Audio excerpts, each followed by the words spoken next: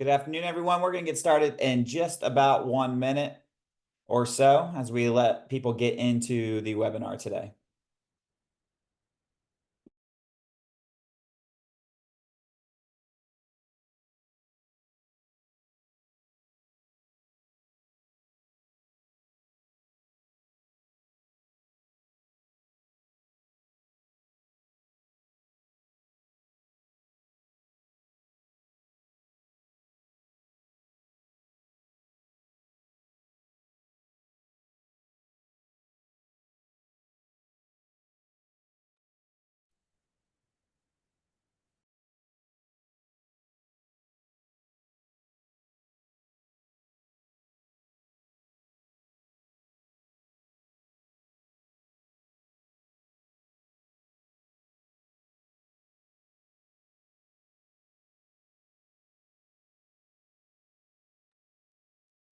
All right, we'll go ahead and get started. Good afternoon or morning, depending on where you are at, and welcome to Solving the Cybersecurity Talent Gap in Maryland, hosted by TEDCO and Lightcast.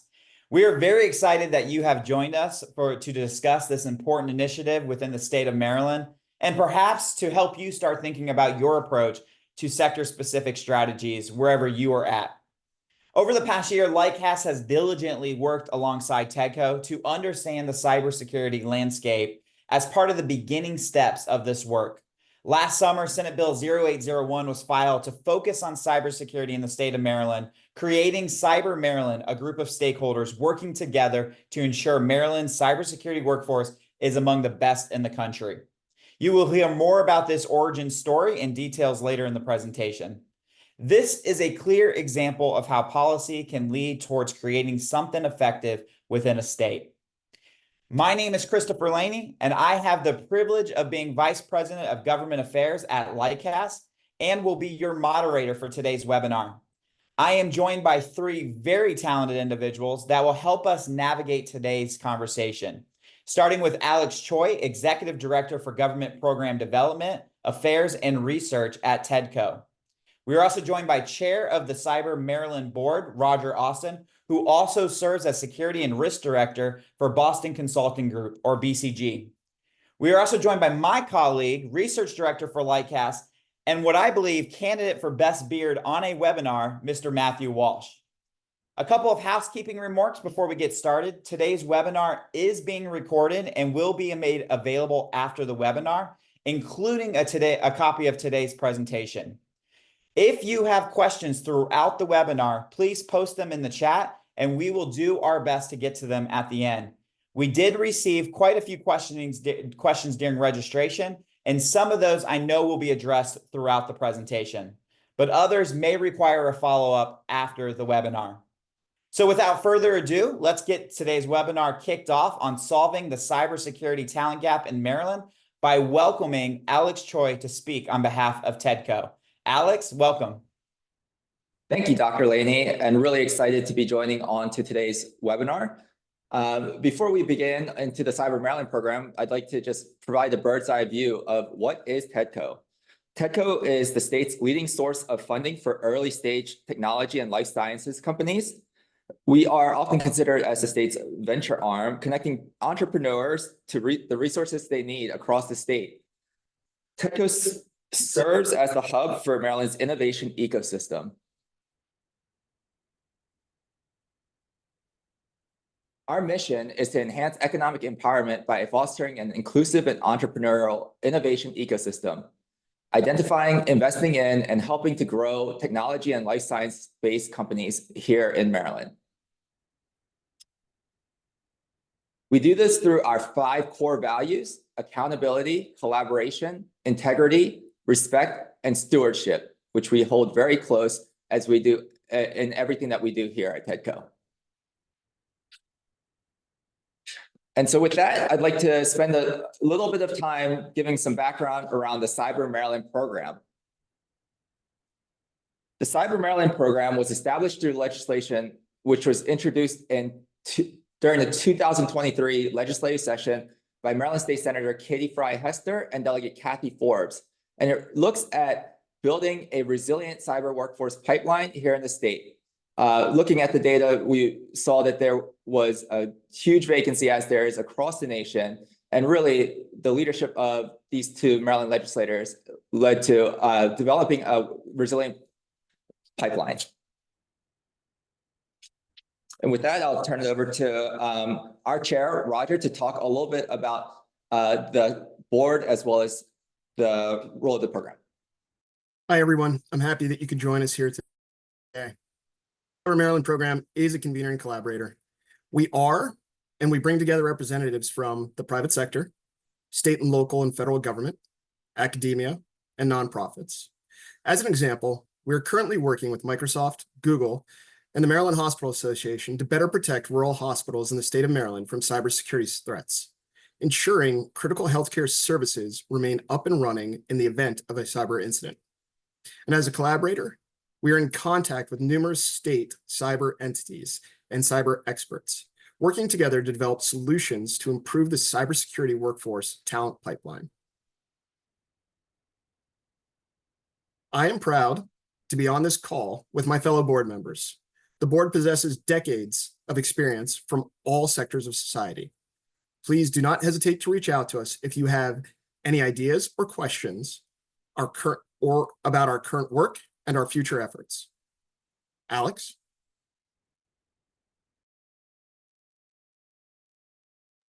Thank you, Mr. Chairman. So I'd like to take a little bit of time to talk about what we've done here in the Cyber Maryland program to date over the past year. We've been partnering with Lightcast through the guidance of our board as well as of our advisory committee to really develop a baseline of the assets and needs here in the state, working together with our partner Lightcast to really look at what are the gaps here in the state and recommendations towards filling those gaps. And today's webinar is going to cover some of the findings from that study. And we're really excited to be working with the Lightcast team as with Matt Walsh as our researcher on that team. Before we go and dive deeper into the details of the report and the findings and recommendations, we'd like to talk a little bit about what's next after we've now conducted this study. And what are we going to do to make sure that this is not just ink on a paper, but really operational? Well, we have been working together with the Governor's Workforce Development Board to dive deeper into the recommendations found in the study, which is available on TEDCO's website, and really look at operational strategies and partnerships and collaborations that can make these recommendations into a reality and develop a resilient workforce pipeline here in the state. And with that, I'll turn it over to Matt Walsh to dive a little bit deeper into the findings. Thanks so much, Alex, and thank you to everyone for being with us today. I'll be chatting through the results of the research study that Alex mentioned, focusing on Maryland and DC and the cybersecurity workforce. First, though, you've heard a lot about Lightcast. I'd like to talk a little bit about our company. We're a labor market analytics firm. And I think that what makes our approach particularly special is that we are able to pull in and integrate and synthesize data from many, many different sources so that the insights that are provided are as actionable and as granular as possible. So in addition to using data made available through Census and the Bureau of Labor Statistics and the Bureau of Economic Analysis and all those great government and state entities, we also collect data ourselves. We have these little robots that we've developed, computer programs that crawl across the internet and identify job posting locations, so job posting websites. And the robots download the text of those job postings and then parse through it to pull out relevant information, job title, employer name, the skills and certifications that are required in the job. And all of that gets fed into a real-time database that we're able to use to track a sector like the cybersecurity workforce. Cybersecurity is kind of tricky because the role per se doesn't show up in a lot of existing government taxonomies for occupations or industries. It's really a core set of skills that affect many different roles. And by using this kind of real-time data source on the job posting side, we're able to kind of track the real demand for cybersecurity.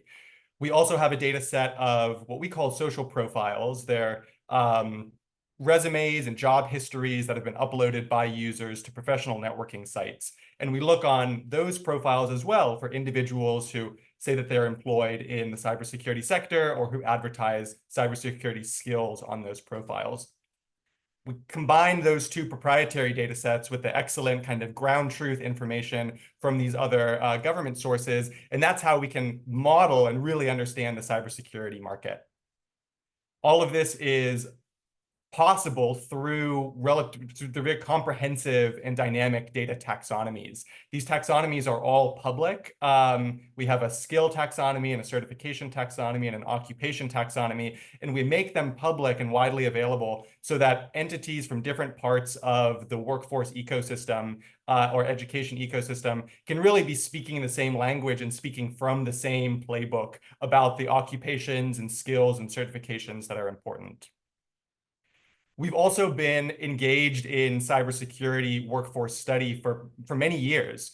We built and maintain cyberseek.org, which has a detailed career trajectory map, which you can see on the left-hand side of this slide, running from entry level all the way through advanced level cybersecurity jobs, as well as key cybersecurity data points for states and metro regions, the average salary from the occupations featured on the website, common job titles, education requirements, etc. And this snapshot is very helpful as folks in the on the policy side or individuals in education or workforce are monitoring the cybersecurity workforce. We're also part of the National Cybersecurity Workforce and Education Strategy at the White House. We provide regular announcements about the size of the cybersecurity workforce, the needs in the sector. And this is, largely through the effort that we've made as a company to really track and become experts in this space. So we'll apply all of that to the Maryland, DC region and analyze that cybersecurity sector. It was really exciting for us actually to work with this region because it is the cybersecurity epicenter for the United States. Along with Virginia, it tops the chart in the concentration of cybersecurity among the broader workforce. So that's to say there are more cybersecurity workers employed kind of per capita in Maryland and DC region and in Virginia than anywhere else in the nation. It's fourth in total cybersecurity employment, only kind of topped by these massive states, California and Texas, that just have very large workforces. The national capital region, Virginia, Maryland, and DC, come together with close to 200,000 cybersecurity workers. In Maryland and DC, it's 88,000 is what our estimate is. That's on the employment side. On the demand side, you see the same thing. So second in the Maryland, DC region is second in concentration of cybersecurity demand. So grab a sort of 100 job postings, you're more likely to find some cybersecurity skills requested in the national capital region than if you were to grab 100 job postings outside of the region. And then it's second in just cumulative demand for cybersecurity workers. That's why we were really excited to work with this region. It was also exciting to work with a partner like Cyber Maryland and the folks at TEDCO because they've organized a really action-oriented framework. They are utilizing the Talent Pipeline Management Framework, which is developed by the U.S. Chamber of Commerce and kind of promulgated all across the U.S. in different organizations. The employer-led framework is helpful because it really encourages buy-in across the ecosystem. It creates industry best practices and then builds on those best practices. By working directly with hiring organizations, it's generating really actionable data and feedback. And then it focuses on the ROI of the action items. The TPM framework has 6 steps, and that will be effectively how we organize the rest of the presentation before a Q&A at the end. The first is organizing for employer leadership. The second is projecting critical job demand.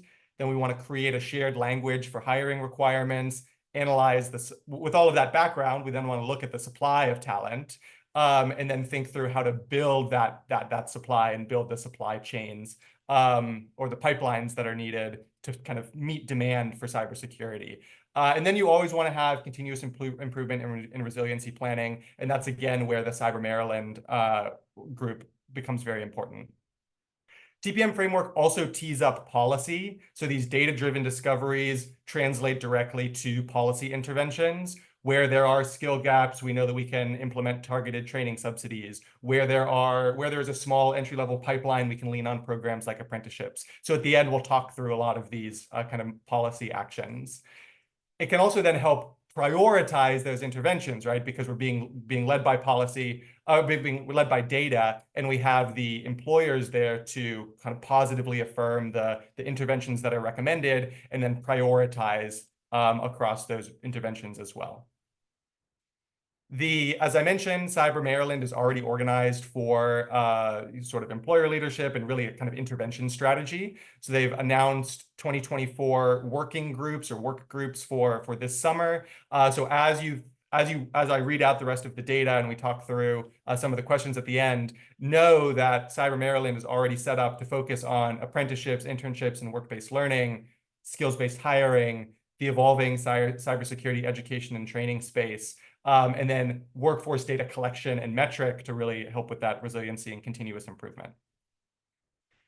So what is the job demand? Moving on to the second stage, the Maryland, DC region is short about 6,000, 7,000 cybersecurity workers. That shortage jumps up to 15,000 if you also include Virginia and its labor shed. The region has this kind of national capital region has the highest demand in the country. The pace of demand has been steady. And in fact, it's the second largest, DC and Maryland has the second largest talent gap for cybersecurity workers. And then it also has the sixth to last share of demand met by the available supply. And so again, that's just sort of really speaks to the size of not only the number of people in the shortage, in the gap, but also the ability of the existing supply to meet current demand. We also know that cybersecurity skills, in particular within tech jobs, exacerbate the skills shortage and the talent gap. Lightcast classified occupations and job titles according to how significantly cybersecurity is to that role. And we have three categories. Cyber forward occupations are really those that develop cybersecurity tools and analyze direct cybersecurity data. Then there are downstream cybersecurity implementers. These are other tech roles that might use the interventions recommended by cybersecurity occupations, or are otherwise engaged in cybersecurity kind of as a secondary or tertiary function of the role. And then there are diffuse cybersecurity users, non-tech jobs that are still required to be aware of cybersecurity discipline. So here you have many folks in law or in HR policy that have to be aware of cybersecurity requirements.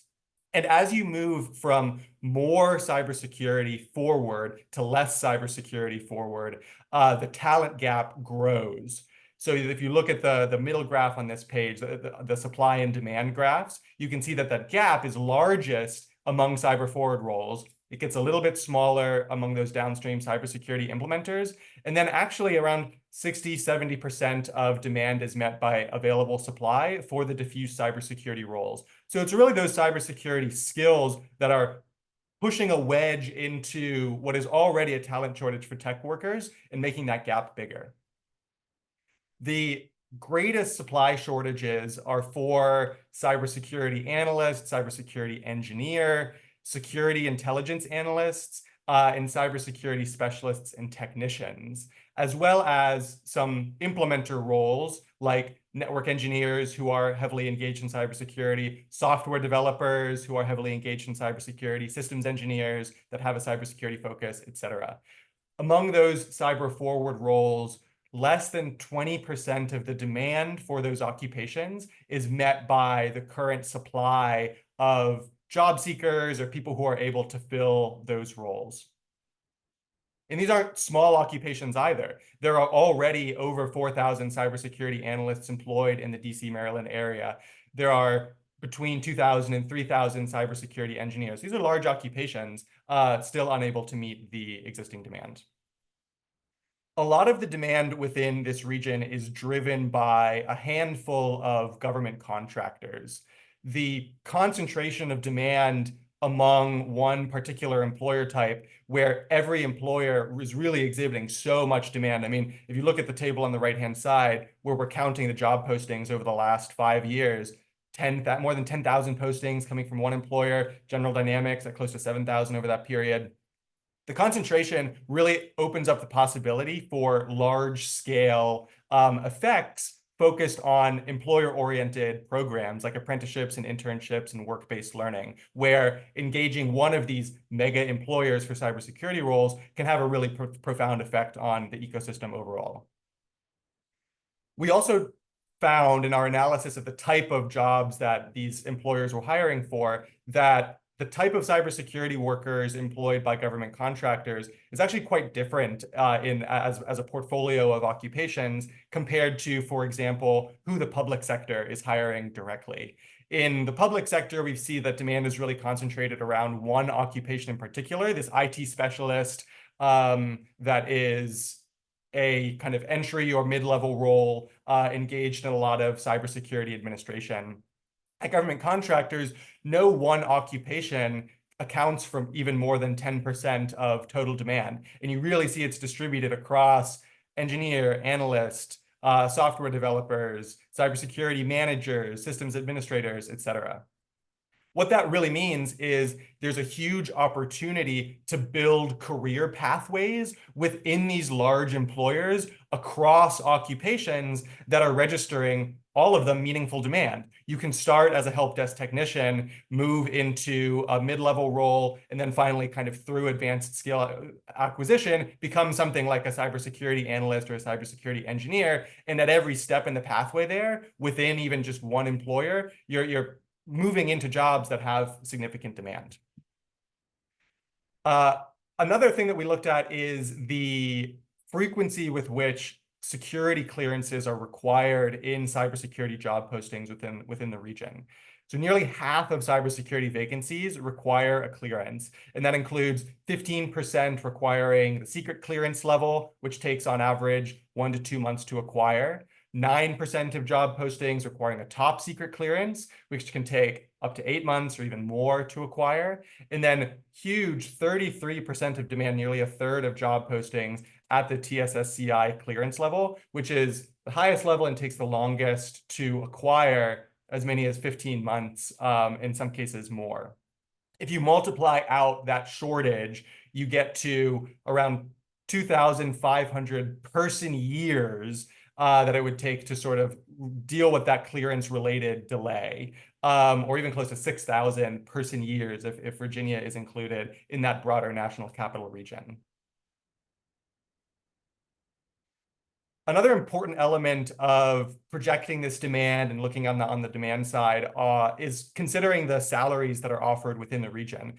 Cybersecurity skills command a salary premium over similar job postings that don't reference cybersecurity skills. And if you pull up the report, we have a big chart that lists out many different occupations and the various dollar premium that come from cybersecurity skill acquisition applied to those roles. However, when you compare Maryland and DC against peer regions, the salaries are lower both at the bachelor's and above level and at the sub-bachelor's level. So the Washington metro region, the DC metro region, is beaten out by the Boston metro region, the Seattle metro region, New York and San Francisco metro regions when it comes to bachelor's and above occupations, and then by San Francisco, New York, and Boston when it comes to the sort of sub-bachelor's occupations.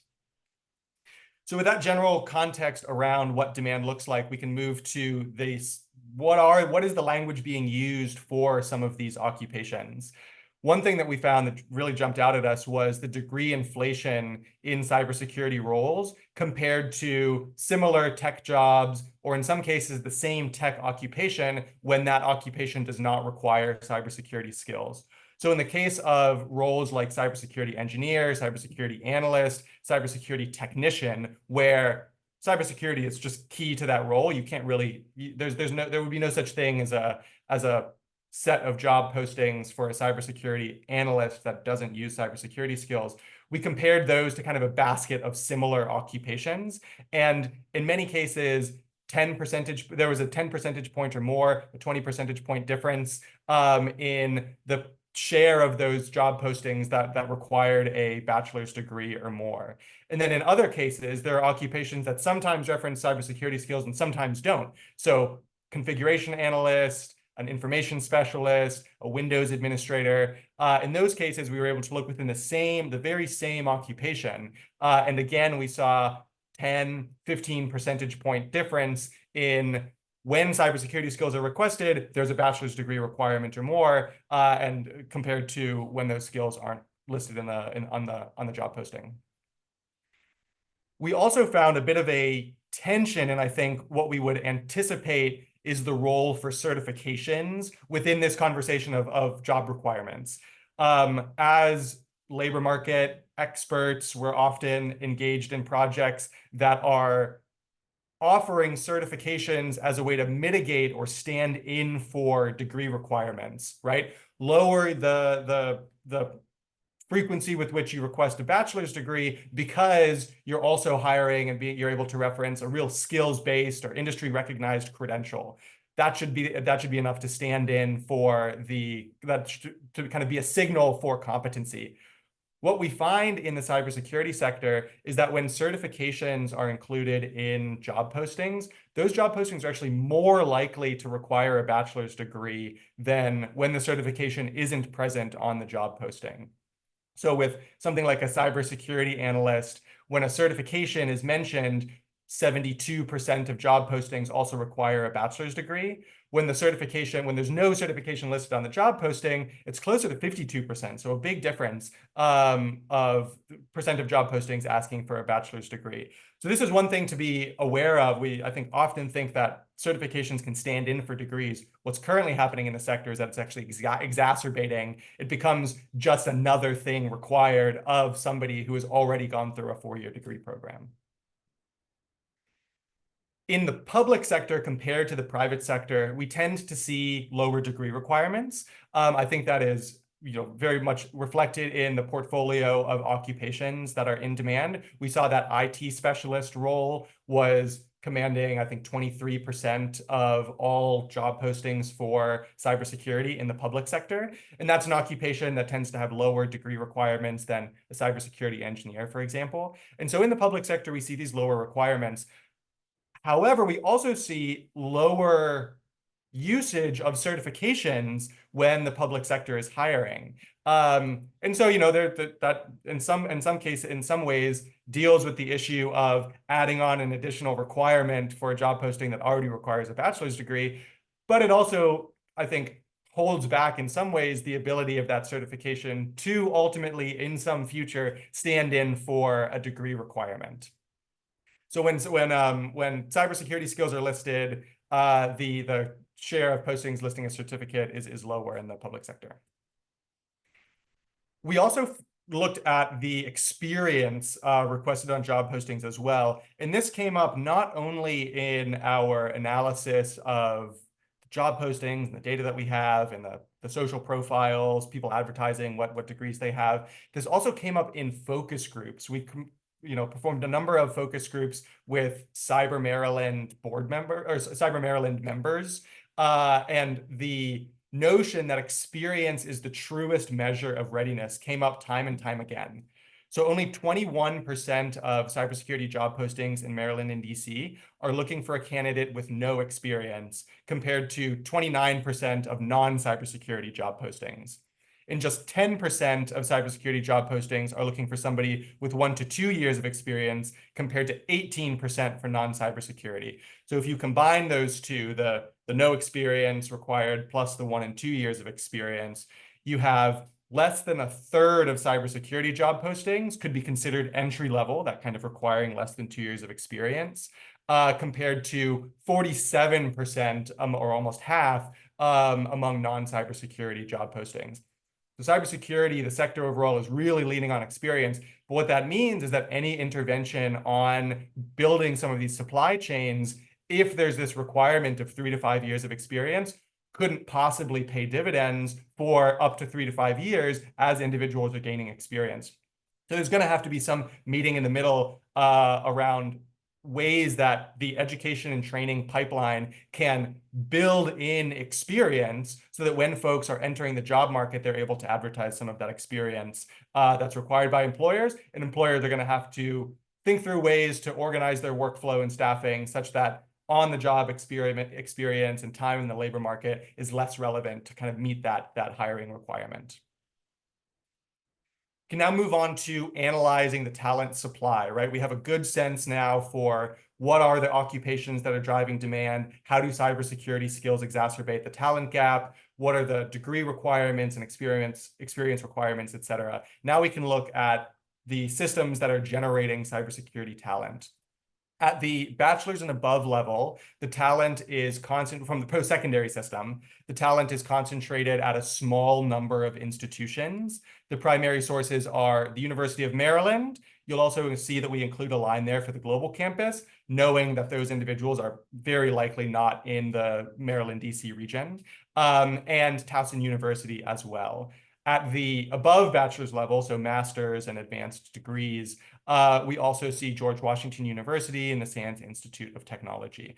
These are really core partners that should be included in any discussion about how to build and expand the talent pipeline for cybersecurity. At the sub-bachelor's level, the supply of completers, people finishing degree programs that are aligned with cybersecurity, is actually more evenly distributed across a range of institutions. In particular, at the associate's degree level, we see throughput from Baltimore Community College, Prince George's Community College, Montgomery College, Howard Community College, and many other institutions. At the certificate level, we see additional throughput from Frederick Community College, Sands Technology Institute, Baltimore City Community College. Seeing this kind of more even distribution of completers at the certificate and associate's level from community colleges is actually a really great sign for the geographic distribution of cybersecurity education opportunities. The notion that you may not have to travel a huge distance because there are many of these community colleges across the region that are generating completers and offering cybersecurity aligned programs. At the same time, we see that graduates from cyber-aligned programs often choose not to go into those most critical cyber-forward roles. On average, we saw that there were annual post-secondary throughput of just over 6,000 graduates from cyber-aligned programs. And we estimate that about 30% of those graduates are entering cyber-forward roles, which are, again, those kind of most critical cybersecurity occupations. The outside of those first two that you see at the top, cybersecurity analyst and cybersecurity engineer, 11 of the remaining 13 most common destinations for graduates are outside of the cyber forward category. And we understand what this distribution of occupations is by looking at those social profiles where folks are loading in their resumes that have education experience and the jobs that they land in afterwards. We also saw one of the big challenges for the Maryland and DC region, and this plays into the earlier note about salary differences in Maryland and DC compared to San Francisco and New York and some of the other major tech hubs. We saw that graduates from cyber-aligned programs were actually sort of more likely to leave the region to find employment than to stick around. Of the cybersecurity workforce in the DC, Maryland region today, just over 50% of workers are attracted from outside of the region. So the region is very good at attracting workers from elsewhere in the country to come and work. And I think that's because a lot of the cybersecurity jobs and a lot of the jobs in general in the region have this very clear kind of mission orientation, oftentimes working directly for national security, directly for the government or some of these large government contractors, where there's the sense of mission-driven work that can attract folks from all over the country. But if you look at the share of graduates that are graduating from local institutions, again, more than 50% are leaving the region. Just over 50% are remaining, close to 50% are leaving the region. So figuring out how to hold on to those workers who are leaving the region and connect them to opportunities within the region will then go a long way to mitigating some of the shortage. And this is a problem that we saw was in some ways unique to the Maryland, DC region. This issue of kind of brain drain or talent flight among cybersecurity graduates. So the Maryland, DC region ranks 4th when it comes to people attracted, 5th when it comes to the non-local share of the cybersecurity workforce, 10th when it comes to producing graduates from cyber-aligned programs, but 24th out of all states when it comes to the retention rate of cyber-aligned grads. These numbers don't change. In fact, the sort of retention rate score decreases slightly when you also include Virginia and kind of make this the overall national capital region. So it is sort of a profound difficulty for the national capital region overall. We can also look at the demographic characteristics of the cybersecurity workforce compared to tech overall and then compared to the region overall.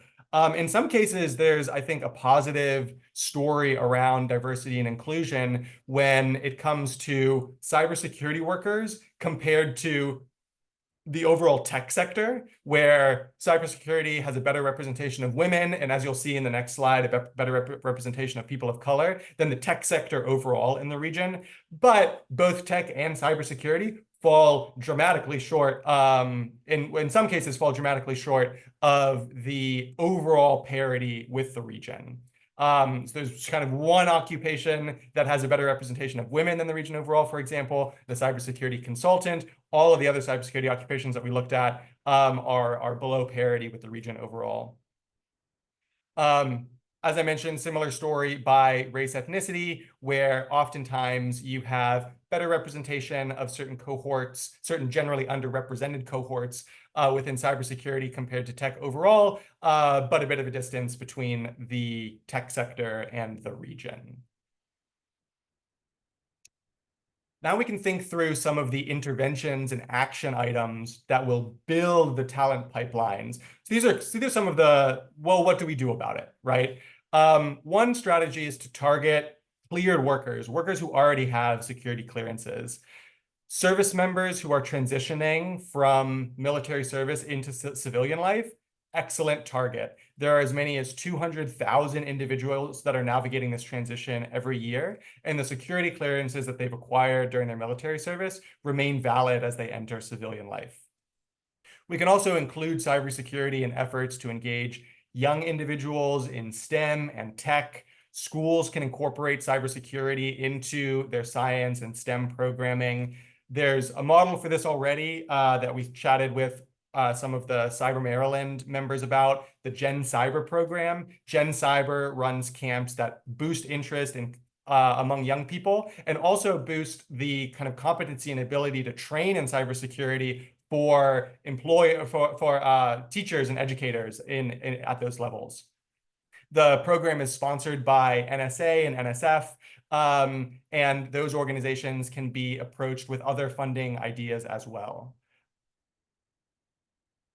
Also, apprenticeships. I mentioned this earlier in the presentation. The state of Maryland has a program currently evaluating the sort of expansion of the apprenticeship model, the Apprenticeship 2030 Commission, and that commission will be making recommendations to the state legislature and including strong recommendations to boost the cybersecurity workforce, and the number of cybersecurity apprenticeships I think is a great intervention, especially when so much of the demand is concentrated among that relatively small handful of employers that could ostensibly host many apprenticeships. Cyber Maryland and other related organizations can also offer kind of capacity building support. In some cases, applying for an apprenticeship requires a lot of paperwork, or requires a lot of time and back and forth.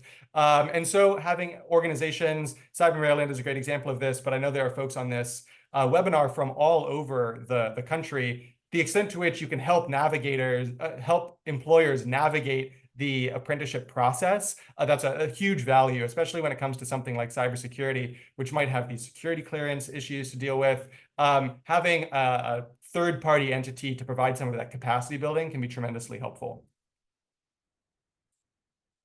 We also looked at skills training organizations. So these are non-degree programs that oftentimes target workers with maybe less than a bachelor's degree, or target workers from underrepresented demographic groups or adult workers.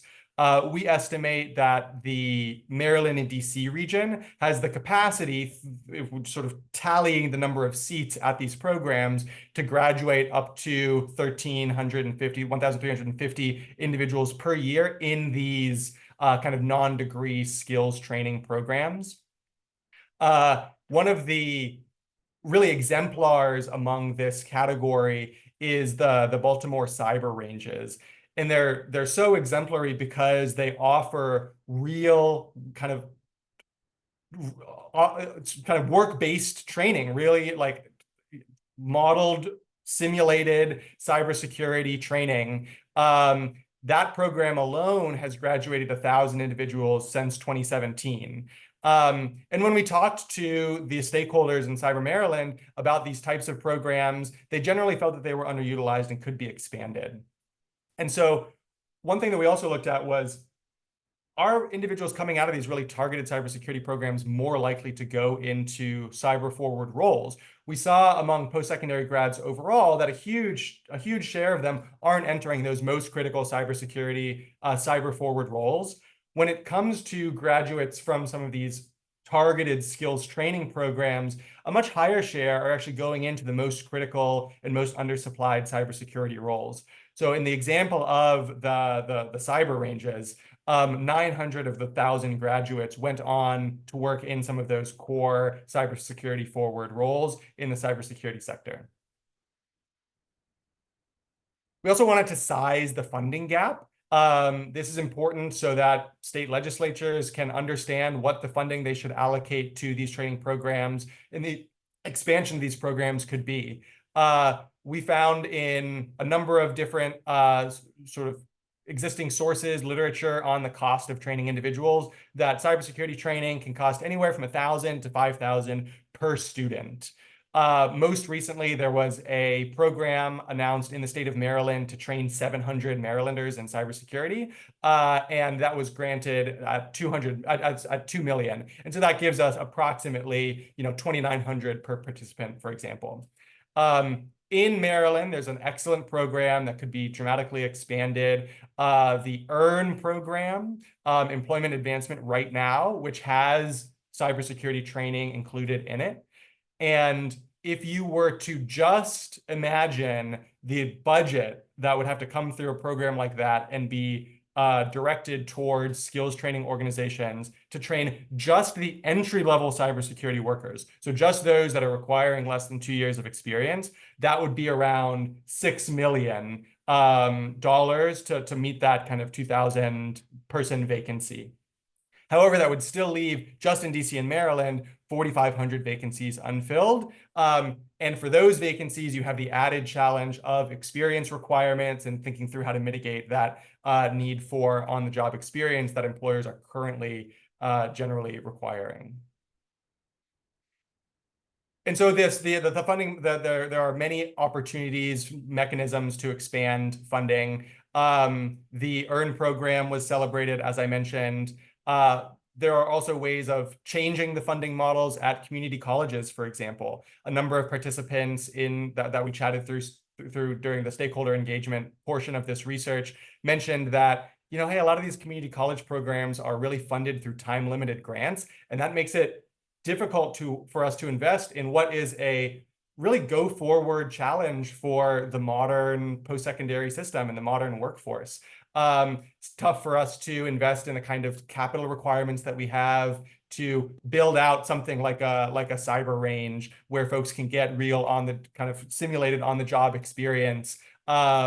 over the course of their education experience. And so changing some of those funding models will also be important. And fortunately, legislatures do play a significant role in those community college budgets. And so I think there's flexibility to make those changes. We also recommend modified staffing strategies, right, at the employer level. So employers can develop and staff junior level positions for some of the most in-demand occupations. Mentorship programs can be expanded dramatically to link those junior level workers to opportunities in middle and advanced cybersecurity roles. Mentors can then offer that early career guidance. That's very important as maybe people are dealing with the stresses of a new job, and we definitely don't want turnover in these entry-level roles. We want to be able to build those pathways into some of the advanced roles.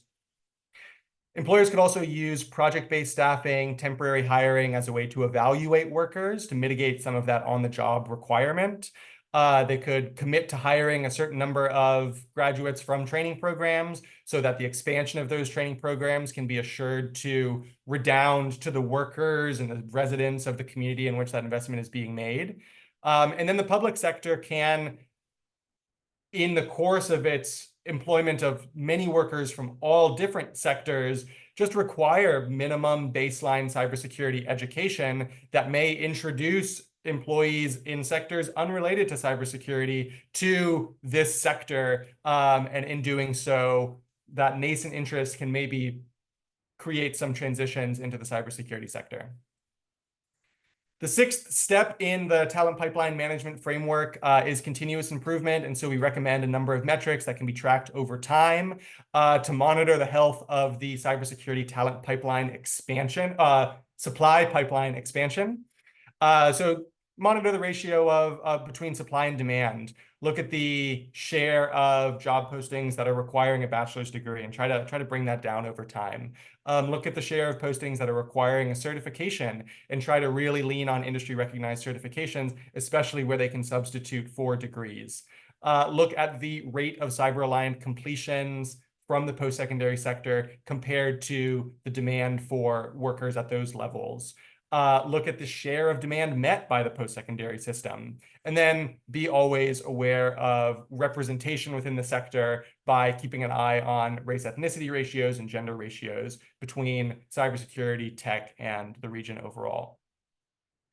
There's also the opportunity to democratize data through tools like CyberSeek. I think the Cyber Maryland group has done a fantastic job of making this report widely available. Things like hosting this webinar, making themselves, as Roger mentioned during his introduction, making them broadly available for any questions or suggestions that you may have. That type of organization, that type of ecosystem management is tremendously important and can be replicated all across the US. So I'll now hand it back over to the moderator for a Q&A session with all the other panelists. Thanks, Matt. We really appreciate it. A lot of information to digest. And as everybody's jumping back on camera, since you're still on camera, I just had a kind of a high level question to start things off with. What was kind of the most shocking or something that you didn't expect within the data when you guys were conducting this research?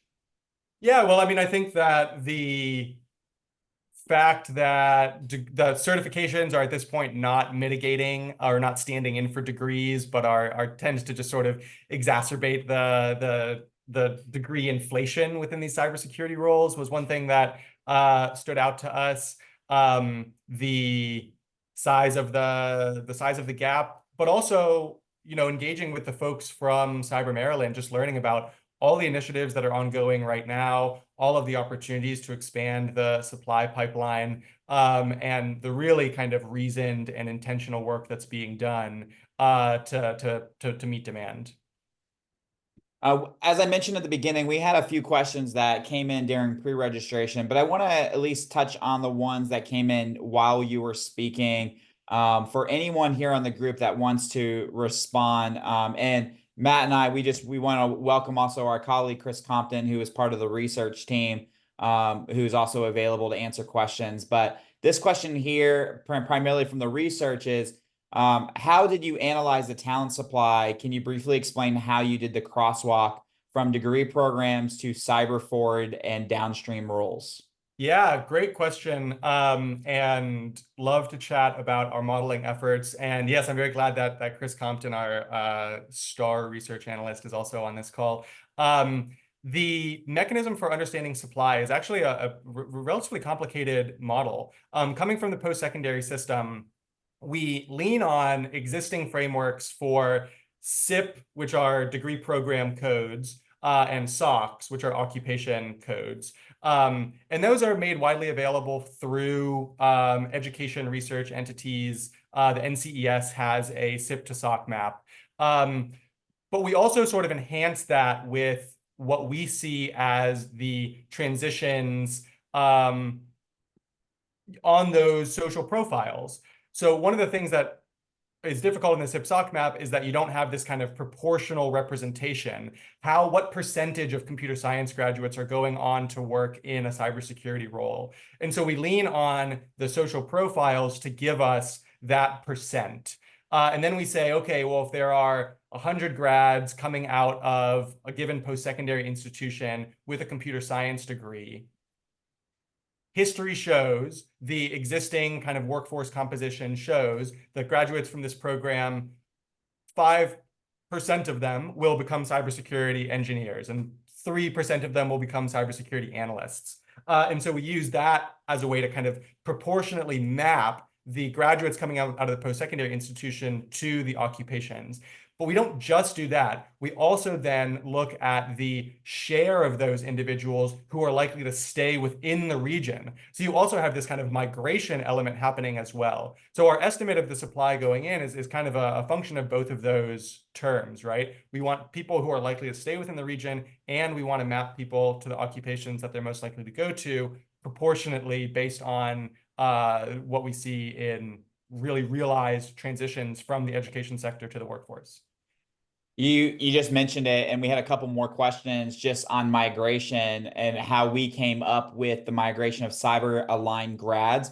How do we determine how they stayed in the region, how they leave the region? Is that primarily only done through social profile data, or are there other mechanisms? Yeah, for that migration analysis, it's really primarily the social profile data. So folks will list on their profiles that they graduated from, say, the University of Maryland, but we see that their next job is in New York working at some financial institution. And so that, to us, signals movement out of the region. Well, I think we're, in this case, fortunate to be working with a sector like cybersecurity, where there's a pretty good representation of social profiles, of folks in the sector who have social profiles. In certain instances, when we work with manufacturing-oriented projects or construction-related projects, the share of workers who are likely to have a profile like that is so much lower. But in the cybersecurity and the tech sector overall, we have good coverage. So this one's a little bit of a long question, so I'm gonna ask it. So bear with me. Can you speak to how much of all these differences in pay, retention, out-of-state attraction, certs, degrees, expectations are all tied to the fact that the ecosystem in Maryland is primarily driven by NSA and the federal government? While you break out government contractors and public from the private sector, it's not clear the relative scale of each. In fact, the government contractors and public sector may principally be two sides of the same talent market. So yeah, I mean, I think that there are compositional differences. We looked at the NSA in particular as a huge hiring entity for cybersecurity talent. And we did see differences between the kind of degree requirements at the NSA compared to some of these government contractors. In general, the NSA had lower degree requirements than the sort of similar positions among government contractors. But the cumulative demand from the contractors was dwarfed by that of any kind of government entity. At the same time, of course, yeah, there's certainly two sides of the same market competing for the same talent, the same individuals. And there's going to be a lot of transition and crossover between folks who are employed at the NSA one day and a government contractor the next, and then back into government. Certainly that can happen. I got one more live question, and then maybe time for a couple more that were pre-submitted. How did you calculate the estimate of 1350? So first of all, I'll admit I don't know Yeah, 1350. Okay, so I you know guys know. 1350. I got it. Okay, Tattooed on my brain. so some of the total seats, and are they the sum of total seats in the current programs? Were expansion plans taken into account? No, expansion plans weren't taken into account, and we know that there are many efforts to expand the seats at some of these programs. We tallied up. If you go, you'll see on cybersecurity.org that we kind of accumulate. And if you have a skills training organization, you can actually submit it to cyberseek.org. We accumulate and aggregate the available skills training organizations in a region. We include post-secondary programs, we include non-degree programs, as many cybersecurity oriented programs that we can through cyberseek.org aggregate we do. We then also performed a lot of kind of desktop research. So there are certain program providers that are specifically mentioned as having received funding from the Earn Maryland program. And then there are just also some skills training organizations that advertise training opportunities within the Maryland, DC region, and that have an in-person or online program available to Marylanders or folks in DC.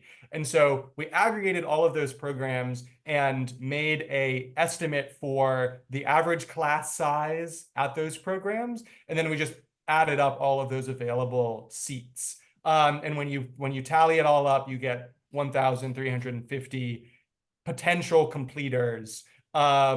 Obviously, that's plus or minus some number, and it's just an estimate. But in our conversation, I'll also underscore that in our conversation with stakeholders and with folks on Cyber Maryland, generally people thought that this resource, these skills training organizations, were underutilized and underleveraged.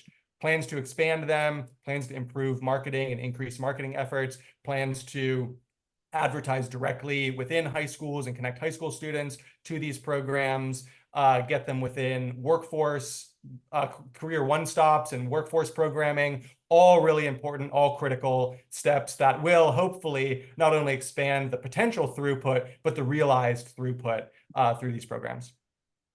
Thank you, Matt. In our last minute and a half, 2 minutes that we have left, this last question I want to give to Alex and or Roger. We had some pre-questions that were submitted all about action or inaction around research. And certainly we don't want to just do research and then it just kind of sits around. What kind of next steps or what kind of things are you working on that really takes this research, this data, and makes it actionable towards change within the state? Thank you, Chris. So I think we're really excited about the research, particularly given that it did really go into the ecosystem and identify very key stakeholders. And one of the things that we are looking to do is use the metrics that are found in the research that was done for the Lightcast, on the report that we did with Lightcast, and use it as a baseline as we go and talk with different ecosystem partners to develop collaborations where we can. And then as we look at the recommendations, we're looking at different stakeholders throughout the state and helping to create these partnerships to ensure that we can operationalize some of these recommendations. Thank you, Alex. We are at time, so I just want to take a second to once again thank Alex, Roger, Matt, Chris for all your time during the project. What we're going to be working on to come that we still need to see. And then all of you attending here today, being part of this webinar, asking the questions. As always, you can reach out to any of us and ask more questions if you would like, and we will have some follow-up as well. You can get this presentation, the recording, as well as our slide deck available here soon. So once again, thank you and enjoy the rest of your day.